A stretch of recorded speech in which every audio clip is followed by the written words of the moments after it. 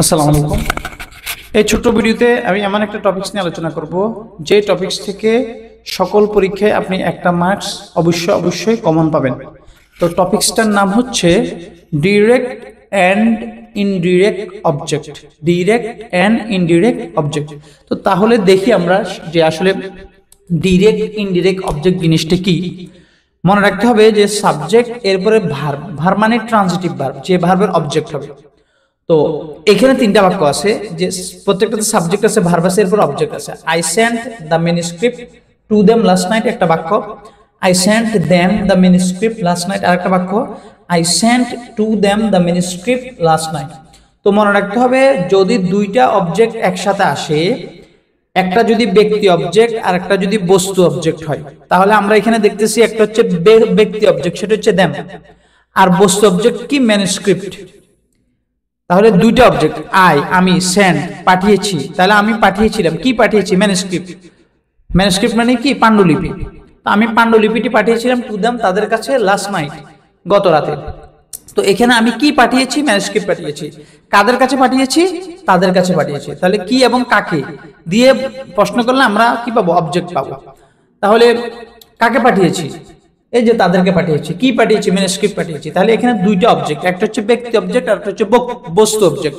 তো মাথায় রাখতে হবে ব্যক্তি অবজেক্ট এবং বস্তু অবজেক্টের ক্ষেত্রে যদি বস্তু অবজেক্টটা আগে আসে, অর্থাৎ এটাকে বলা হয় ডিরেক্ট অবজেক্ট।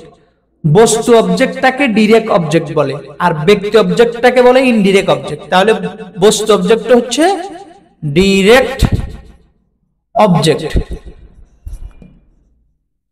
আর ব্যক্তি অবজেক্ট হচ্ছে ইনডিরেক্ট। এটা মাথায় রাখতে হবে।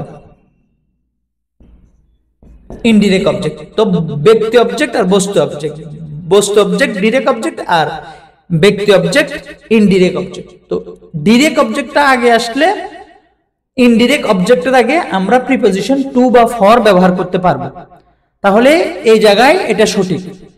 তাহলে আমি আবার বলতেছি যে ডিরেক্ট অবজেক্টটা আগে আসলে, অর্থাৎ বস্তু অবজেক্টটা আগে আসলে এবং ব্যক্তি অবজেক্টটা তারপরে আসলে, এই দুইটার মাঝখানে অর্থাৎ ব্যক্তি অবজেক্ট বা ইনডিরেক্ট অবজেক্টের আগে টু বা ফর অর্থ অনুযায়ী আমরা ব্যবহার করতে পারবো। তাহলে এই অংশটা সঠিক, এই বাক্যটা সঠিক।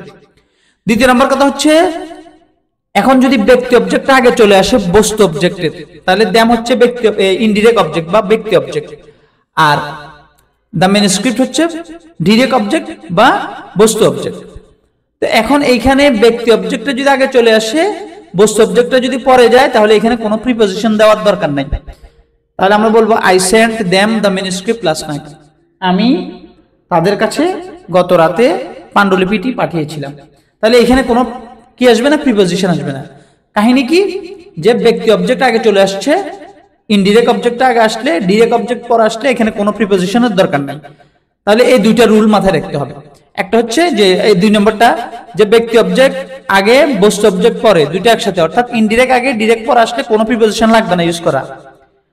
আর এক নাম্বারটা হচ্ছে যদি বস্তু অবজেক্টটা বা ডিরেক্ট অবজেক্টটা আগে আসে, ইনডিরেক্ট অবজেক্টটা বা ব্যক্তি অবজেক্টটা পরে আসে, তখন ওই ইনডিরেক্ট অবজেক্টের আগে বা ব্যক্তি অবজেক্টের আগে টু বা ফর বসবে অর্থ অনুযায়ী। এই দুইভাবে বাক্য লেখা শুদ্ধ।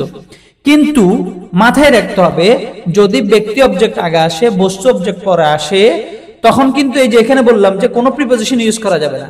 তাহলে এই যে এখানে ব্যক্তি অবজেক্ট আগে আসছে বা ইনডিরেক্ট অবজেক্ট আগে আসছে, ডিরেক্ট অবজেক্ট পরে আসছে, কিন্তু এইখানে টু চলে আসছে, অর্থাৎ টু দেওয়া হয়েছে। এই টু দেওয়াটা ভুল। Subject plus verb plus indirect object বা ব্যক্তি অবজেক্ট প্লাস ডিরেক্ট অবজেক্ট বা বস্তু অবজেক্ট, এরপর বাকি অংশ বসবে, এখানে কোনো প্রিপজিশন বসবে না। অতএব আমাদের এই বাক্যটা অশুদ্ধ। এই বাক্যটা অশুদ্ধ। দুইটা অবজেক্টের ক্ষেত্রে ব্যক্তি অবজেক্ট বা ইনডিরেক্ট অবজেক্ট আগে আসলে আর বস্তু অবজেক্ট বা ডিরেক্ট অবজেক্টটা পরে আসলে ওই বাক্যে কি করা যাবে না? প্রিপজিশন ইউজ করা যাবে না। এই যে এখানে কোনো প্রিপজিশন ইউজ করা হয়নি, এই জন্য বাক্য এটা সঠিক। আর এটাও সঠিক, ইনডিরেক্ট আগে আসলে, ডিরেক্ট আগে আসলে, ইনডিরেক্ট পর আসলে তার আগে টু বা ফর বলবে। অতএব এই জায়গাটা মাথায় রাখতে হবে যে এখান থেকে পরীক্ষা অবশ্যই প্রশ্ন আসে। তো আজকের জন্য এতটুকু, ইনশাল্লাহ পরের ভিডিওতে দেখা হবে। পরের ভিডিও দেখার আমন্ত্রণ জানিয়ে এখানে বিদায়। আল্লাহ হাফেজ।